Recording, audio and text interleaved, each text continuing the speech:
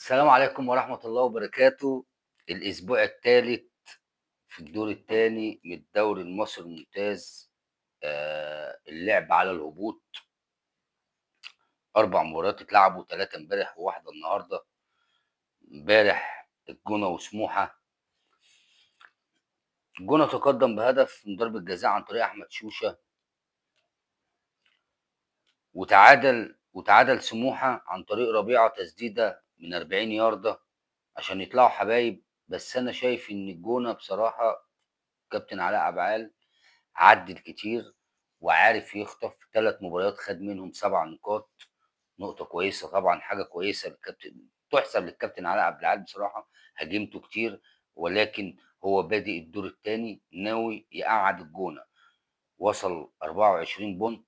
هنقول برضو الترتيب بعد ما نتكلم عن ال4 مباريات.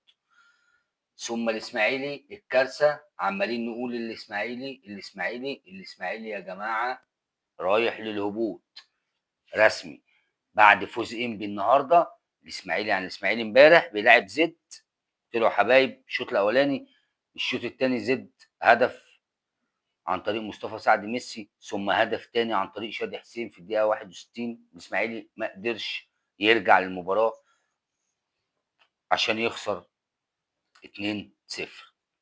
طلائع الجيش والاتحاد، هدف الاتحاد عن طريق اسلام سمير قبل الشوط الاولاني ما يخلص. الماتش كان قوي. في الدقيقة 45 إسلام سمير يحرز هدف، ثم هدف تاني من ضربة جزاء عن طريق محمود علاء في الدقيقة 70. ثم هدف لشيكو دودو علشان يخسر الجيش 3 نقاط مهمة جدا. ثم المباراة الرابعة معانا انبي وغزل المحلة، طلعوا حبايب الشوط الأولاني. وانبي برضو الدور الثاني أنا شايف إن هو بدأ مع الجهاز الفني الجديد كابتن حمزة الجمل، بدأ يحسن أداؤه ويحسن نتائجه. حبايب الشوط الاولاني على مدار 45 دقيقه، ثم هدف في الدقيقه 55 اول 10 دقائق، هدف عن طريق احمد امين اوفا علشان انبي يحصد 3 نقاط من الماظ ويوصل للنقطه 18، يتعادل مع الاسماعيلي الاثنين في المركز اللي قبل الاخير 18 نقطه و18 نقطه. وكده الاسماعيلي في خطر بنسبه 90%.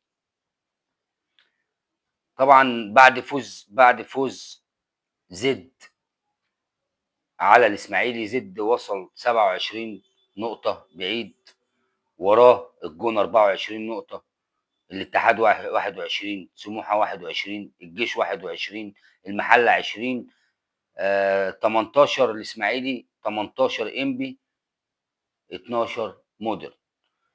فيا جماعة لازم الاسماعيلي يتلحق، الاسماعيلي هيهبط. بنتكلم من بدري، من الدور الاولاني بنتكلم الاسماعيلي هيهبط. ما ينفعش نشوف الاسماعيلي في الدرجه الثانيه، لازم يتلحق.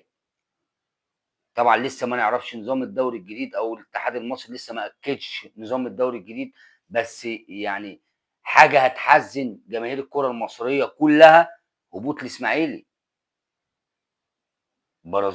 برازيل الكره المصريه وبرازيل العرب، الاسماعيلي وتاريخ كبير. ما ينفعش نشوف الاسماعيلي في الدرجه الثانيه.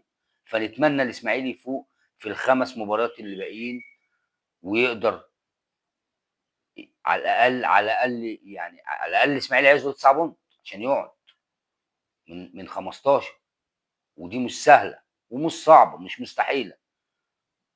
ربنا يسهل ان شاء الله، والاسماعيلي يقعد، ونبارك له على القعاد او على البقاء في الدوري، والسنه الجايه يعدل و...